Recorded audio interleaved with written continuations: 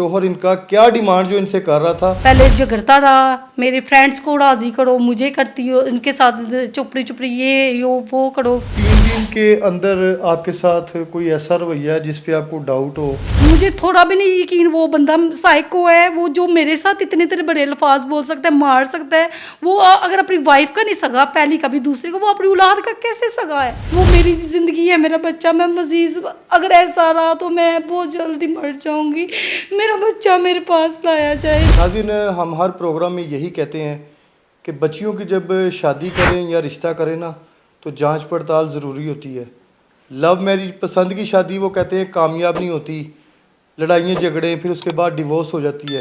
Range marriage में भी जो है ना बड़े इशू चलते हैं।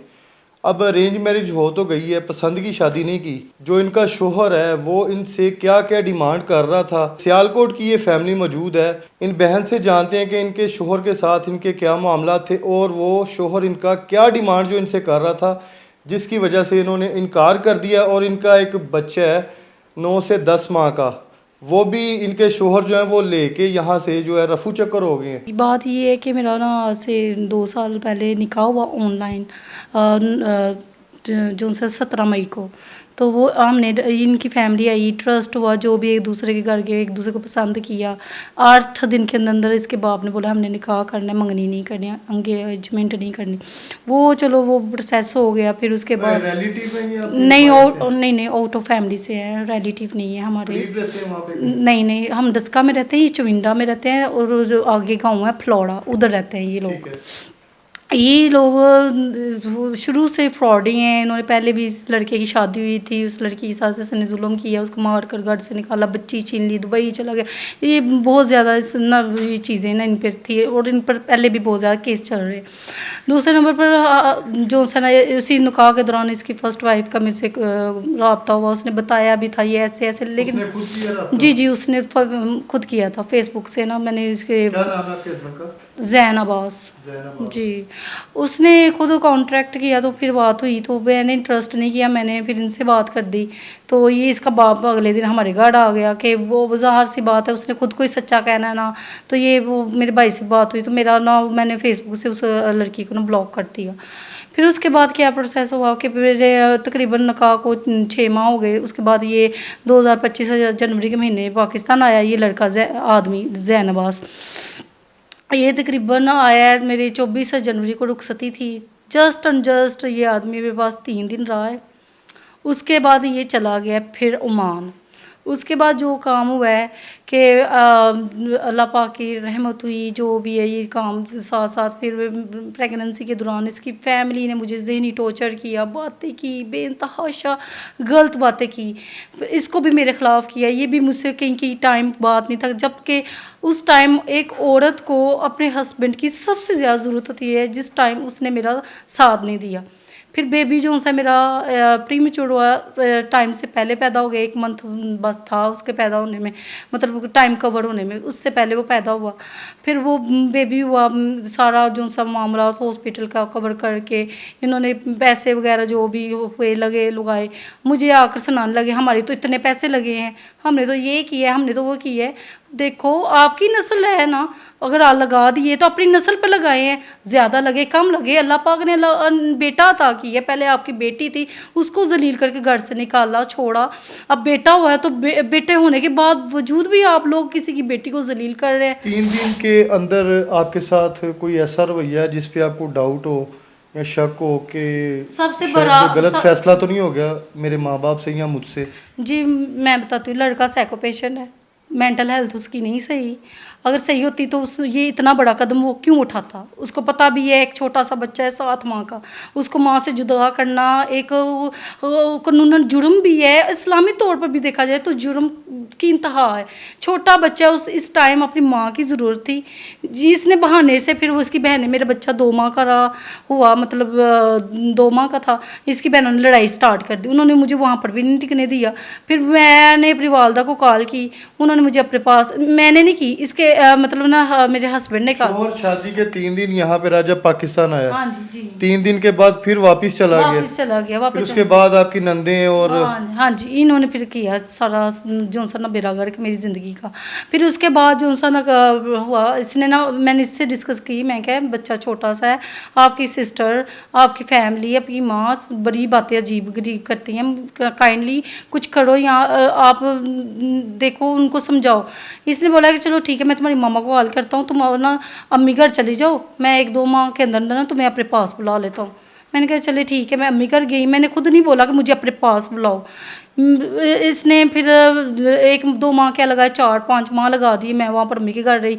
मेरे बेटे जॉन अब्बास है 7 माह का, जो 8 माह का है, उसका वीज़ा निकाला, मेरा निकाला, हमें अपने पास बुला लिया। ये मैं गई थी फरवरी की 17 तारीख थी, फरवरी को इसके पास गई हूँ। मुझे बुलाकर पहले झगड़ता रहा, मेरे फ्रेंड्स को राज़ी करो, मुझे करती हो, इनके साथ चुपड़ी ये यो वो करो, मतलब मैं बयान नहीं कर सकती। मैं एक शरीफ ख़ानदान से बिलोंग करती हूँ, मैं नहीं चाहती थी कि मैं इस प्लेटफॉर्म में आऊँ।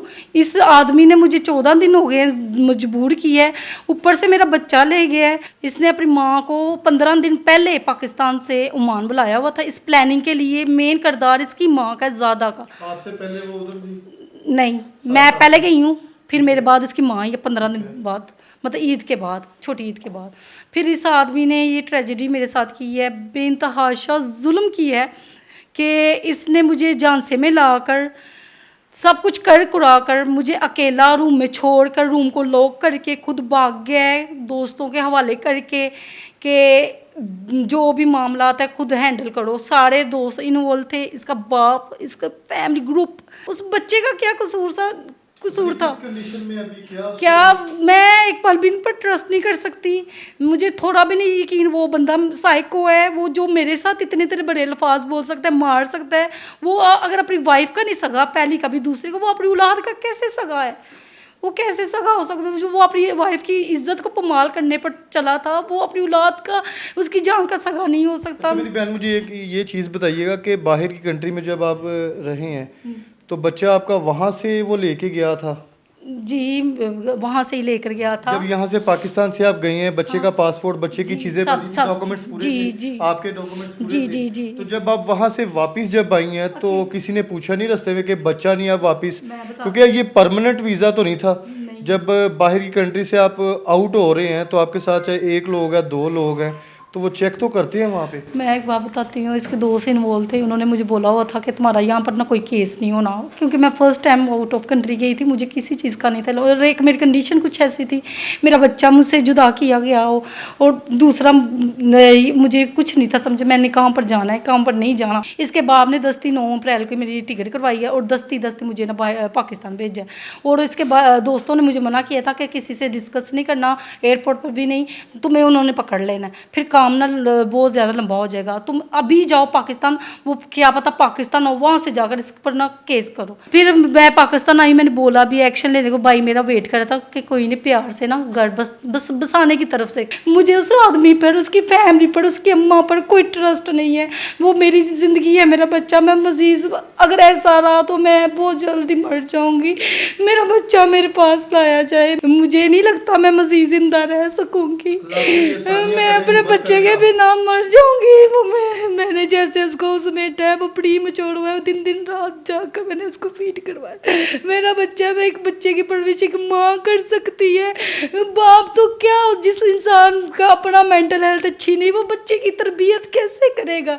क्या कितनी देर उसकी दादी उसको समेटे कि कब माँ है, माँ। मेरी रिक्वेस्ट है, मेरा बच्चा मुझे दिया जाए, जैसे तैसे, जैसे भी मुझे मेरा बच्चा मेरे तक पहुँचाया जाए, ताकि मैं भी सुकून से जी सकूं। मैं ऐसे रो कर अपना आप ख़त्म कर दूंगी। हम सब की जिम्मेदारी है कि अगर किसी के साथ ऐसा कोई वाक़या हुआ ना, तो उसको जो है ना आप अवेयरनेस करें कि मज़ीद इसको बढ़ाएं, कि आप जो है ना अपनी आवाज़ जो हकाम बाला तक जो पहुँचाएँ, ताकि इस चीज़ को रोका जाए। प्रोग्राम का फ़ीडबैक आपने लाजमी देना है, और खुदारा वालिदैन से भी गुजारिश है कि बच्चों को समझाएँ। घर बसाए जाते हैं, घर उजाड़े नहीं जाते, बसा के उजाड़ने वाले जो है ना वो ये लोग हैं, और ये चीज़ें चल रही हैं। आपने जो है प्रोग्राम का फ़ीडबैक लाजमी देना है। इसी के साथ अपने होस्ट आमिर भट्ट को इजाज़त दें। अल्लाह हाफिज़।